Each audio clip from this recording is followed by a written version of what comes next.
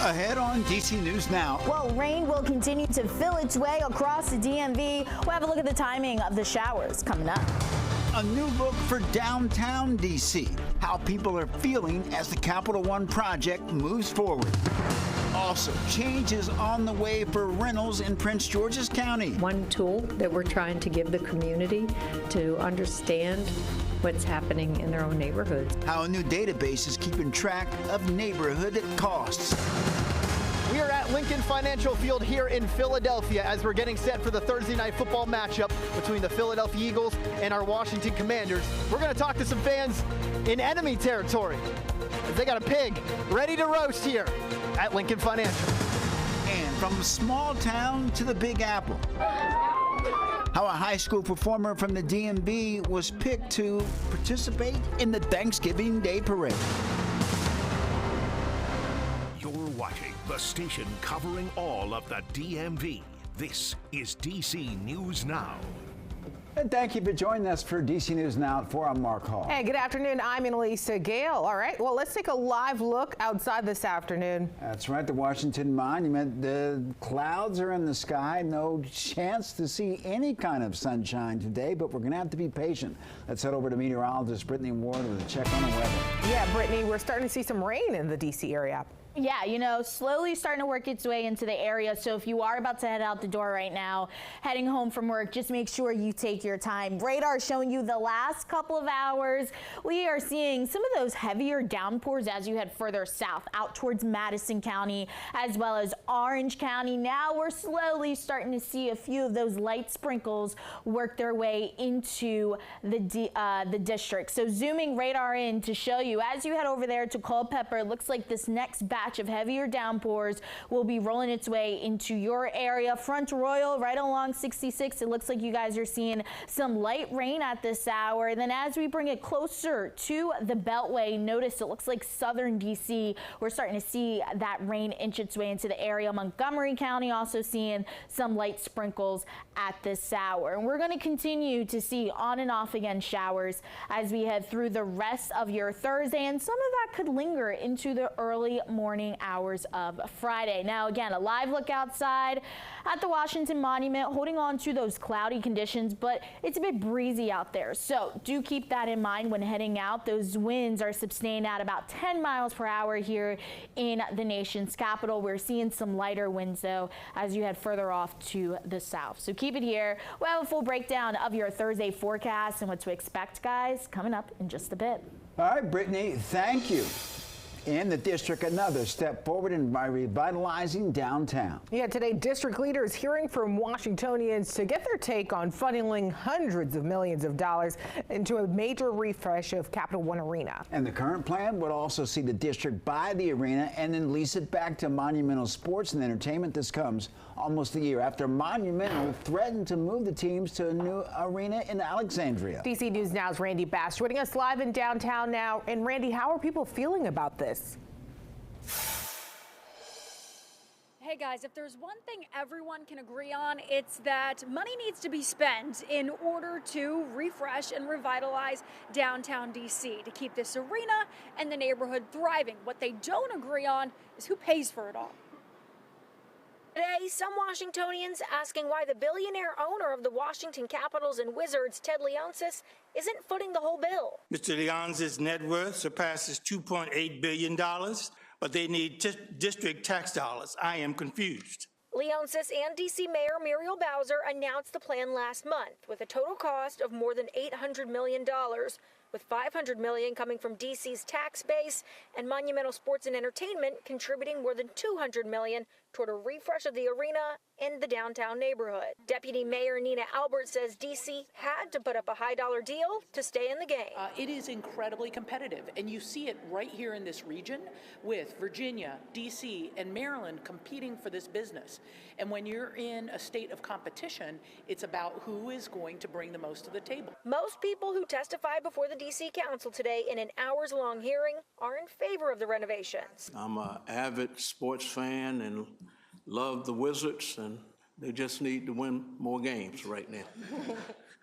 But the arena does need massive updating. Monumental Sports President Monica Dixon testifying today, too, saying they could start work on the project as soon as next month if everything passes. We will be enhancing every fan's event day experience from street to seat.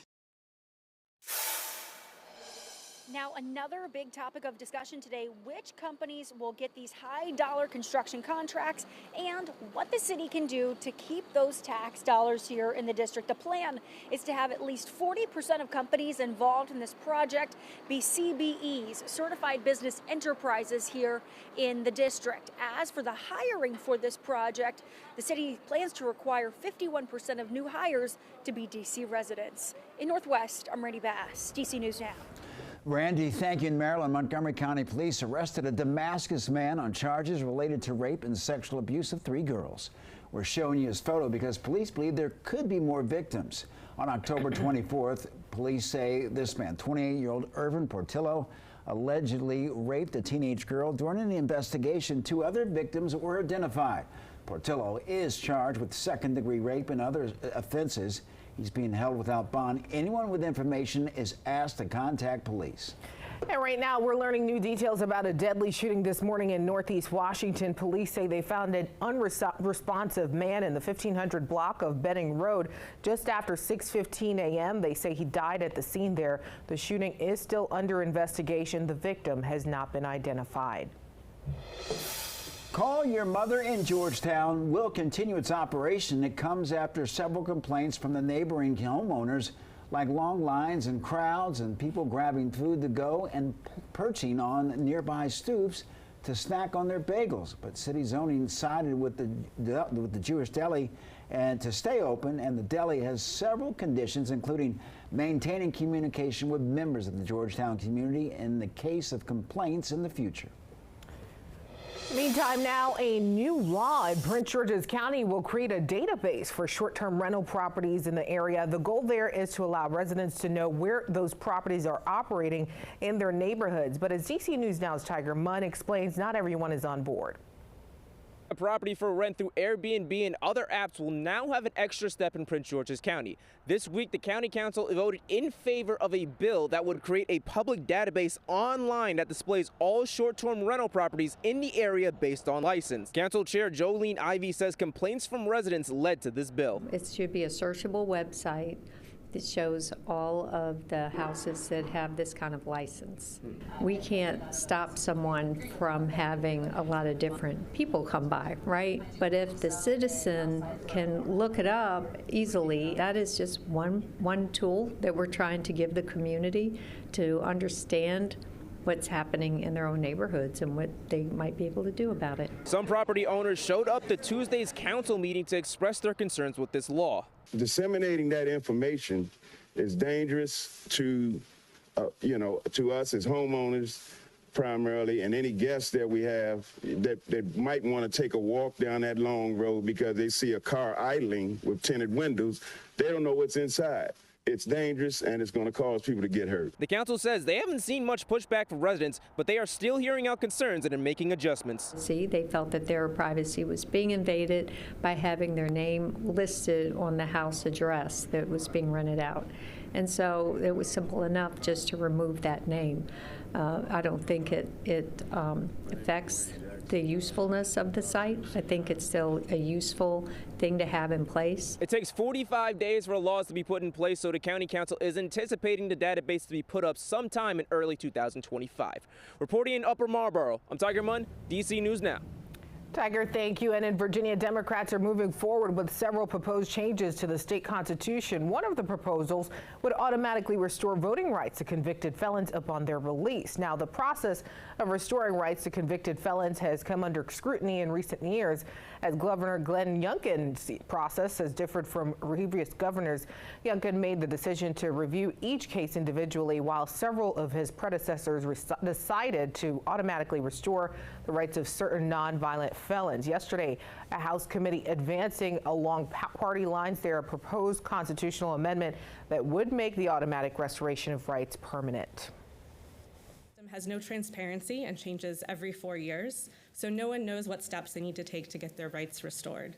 This amendment creates a process that is bound by transparent rules and criteria will apply equally to everybody and is not left to the complete discretion of a single individual. It's not asking too much to require a person who's gone down the wrong path previously to demonstrate that they've had a genuine change of heart. If you want a second chance, it's not asking too much to require that you ask for that second chance. The House also advanced an amendment that would remove language from the state constitution banning same-sex marriage in Virginia. 4 Republicans joined all 12 Democrats in support of the proposed change. All right, Annalisa, turning to sports, the Washington Commanders are getting ready for kickoff in their biggest game of the season so far. Yeah, they're taking on the Philadelphia Eagles this evening in a heavyweight battle for the division lead. Yeah, sports reporter Jake Rahm is live in the city of brotherly love, where both teams are set to square off just after 8. And Jake, are you feeling the love in the competition territory? Yeah, guys, we're outside Lincoln Financial Field here in Philadelphia, Pennsylvania, as the Washington Commanders traveling up I-95 to take on their division rival, the Philadelphia Eagles, a much anticipated matchup. But we're going to go in enemy territory here, right behind me. The Eagle Mobile, one of the big tailgates here for the Philadelphia Eagles. You just got food all over the place. These guys are getting ready. Hamburgers, hot dogs, you name it, some sausage. You got the vegetables over here, and then obviously the big one. It's a cold matchup here tonight. You got to get your soup. They got to stir that soup. That's some good stuff right there. Things are getting real intense here outside of Lincoln Financial Field here for this matchup. We're going to talk to one of their super fans right here, Kenny Justice, a diehard fan for decades for this team. Kenny, we have to talk to you about this matchup because it's a big one.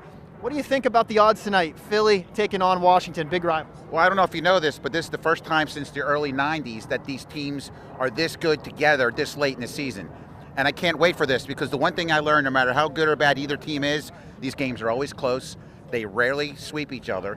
I know it's going to be tight, but we're in Philly and we're going to take this because, Daniels, I'm sorry, you're a rookie. Thinking about RG3 his rookie year, he didn't do as well after that. So we're kind of hoping for the same thing. And you know what? This is Philly too. So we're going to bring it. We're going to bring the intensity. And the Commanders are going to end up like that dead pig in there. Done.